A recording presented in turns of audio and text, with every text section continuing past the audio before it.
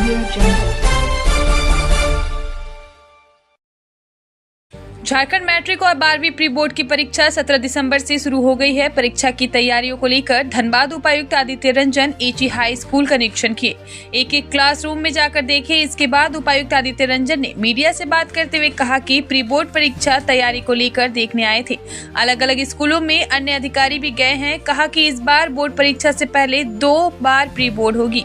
Pre board में जो भी बच्चे अच्छे अंक लाएंगे उसे सम्मानित किया जाएगा। उन्होंने कहा कि धनबाद का रिजल्ट 12वें 14वें स्थान पर रहता है। इसमें सुधार के काफी प्रयास किए गए हैं। जिले में बच्चों का रिजल्ट अच्छा हो, इसे लेकर पहले से तैयारी हो गई है। वहीं स्कूल में शिक्षक की कमी को लेकर कहा कि शिक्षक की कमी है, लेकिन कम शिक्षक में भी अच्छे रिजल्ट हो सकते हैं। ऐसे उदाहरण हैं। निरीक्षण में आज हम लोग बोर्ड एग्जाम नजदीक है बच्चों का, और जैसा कि माननीय मुख्यमंत्री जी की भी सोच है कि हमारे विद्यालयों के छात्र अच्छा करें, अच्छा प्रदर्शन करें, बोर्ड परीक्षाओं में अच्छा करें, आगे चल के प्रतियोगी परीक्षाओं में अच्छा करें। तो उसी की प्रैक्टिस के रूप में हम लोग अभी प्री बोर्ड एग्ज़ाम कंडक्ट करा रहे हैं। सभी 10वीं और 12वीं के सभी बच्चों का प्री बोर्ड एग्ज़ाम पूरे ज़िले में हो रहा है, और मुझे बहुत खुशी है कि सभी ऑफिसर्स, बीडीओ, सीओ, बीपीओ, जितने भी हमारे कर्मी और ऑफिसर, हम लोगों ने सभी को सभी विद्यालयों में देख रेख के लिए भेजा है, सहयोग के लिए भेजा है, और बहुत अच्छा फीडबैक आ रहा है। सभी विद्यालयों में बहुत ही सिंसियरली, जैसे एक्चुअली में बोर्ड होता है वैसे बोर्ड एग्जाम की तरह परीक्षा हो रही है। Separate question paper, booklet, answer booklet सब है।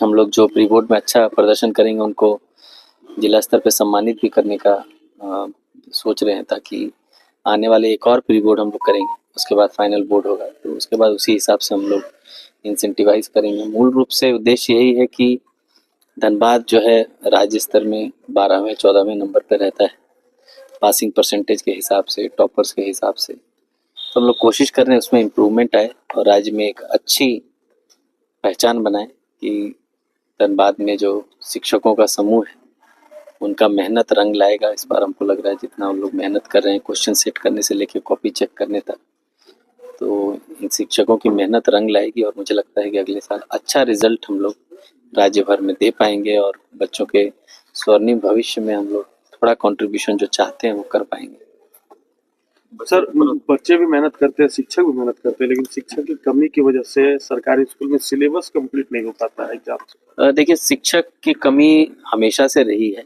लेकिन हम लोग नोट किए हैं कि कई विद्यालय में शिक्षकों की कमी के बावजूद अच्छा रिजल्ट होता है, और ऐसे विद्यालय भी हैं जहाँ शिक्षक पर्याप्त हैं फिर भी रिजल्ट खराब होता है। तो मैं ये बिल्कुल नहीं मानता हूँ कि सिर्फ शिक्षक की कमी की वजह से पढ़ाई खराब हो रही। कई शिक्षक हैं जो खुद हिंदी के हैं पर वो इंग्लिश का भी क्लास ले रहे हैं, और वो अपने आप में मतलब पूजनीय है और बहुत बड़ी बात।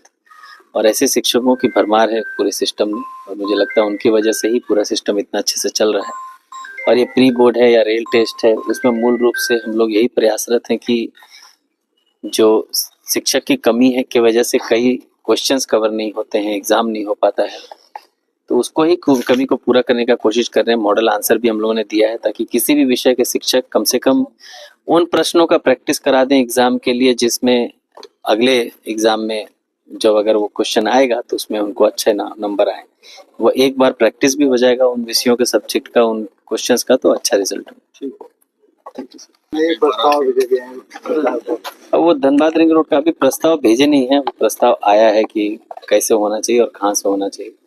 तो एनएच की टीम जो है वो आके पूरा सर्वे करेगी एक राउंड, उसके बाद ही उसमें निर्णय हो पाएगा। अभी उसमें फाइनल कोई डिसीजन नहीं।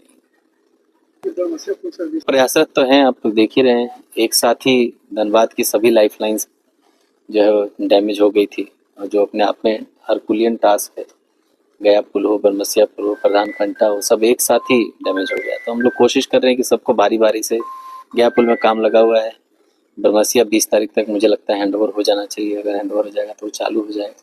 बाकी पॉलिटेक्निक वाला रोड भी नया चौड़ीकरण और अलग रास्ता बन रहा है ताकि पॉलिटेक्निक की बाउंड्री भी हो जाए, और एक डेडिकेटेड रास्ता जो उस तरफ से है वो भी मिल जाए।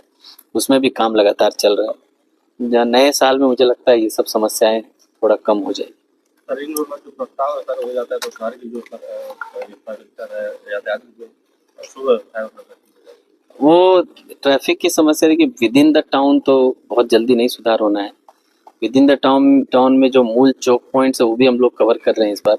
जैसे स्टील गेट का जो चौराहा है, जो रास्ता है, वो सबसे बड़ा चौक पॉइंट है मुझे लगता है धनबाद। तो उसका सेक्शन 11 अभी हो गया है, 19 होने के लिए जा रहा है। तो उसमें अधिग्रहण होना है, अधिग्रहण होकर वो प्रॉपर 2 लेन बनना है। वो हो जाएगा, उससे जाम की समस्या जरूर कम हो जाएगी और राज्य सरकार उसमें फंड देने के लिए तैयार है। हम लोग अभी एक रिक्वेशन भेजें, राज्य सरकार से पैसा आ जाएगा तो वो भी मैं कहूँगा राज्य सरकार के सहयोग से, माननीय मुख्यमंत्री जी के सहयोग से स्टील गेट का जाम भी अगले साल भर में खत्म हो जाएगा।